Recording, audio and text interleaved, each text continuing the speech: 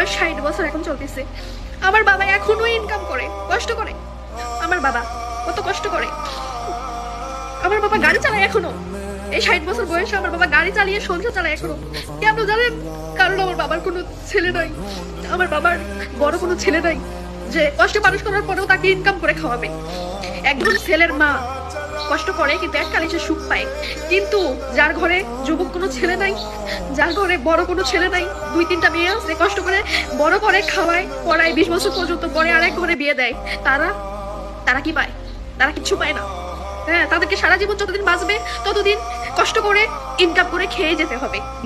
শুধুমাত্র ছেলের মারাই ছেলেদেরকে কষ্ট করে বড় করে, 24 ঘন্টায় কয় ছেলেকে কষ্ট করে বড় করছে, ছেলেকে কষ্ট করে বড় করছে, বিদেশ পাঠাইছে। কেন পাঠাইছে? কেন কষ্ট করে বড় করছে? আশা ছিল ছেলে একদিন ইনকাম করে খাওয়াবে। কিন্তু মেয়ের বাবা মারা কোনো আশা করে যে মেয়ে একদিন খাওয়াবে? আশা করে না। তাদের একটাই আশা থাকে, মেয়েকে ভালোভাবে বড় করবে, লেখাপড়া শিখাবে, বিয়ে দিবে।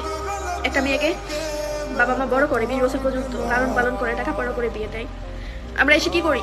পরের ঘরের ছেলে, সংসার, তাদের মা, সবকিছু সামলাই আমরা, তাদের আত্মীয় স্বজন, বোন, সবকিছু সামলাই।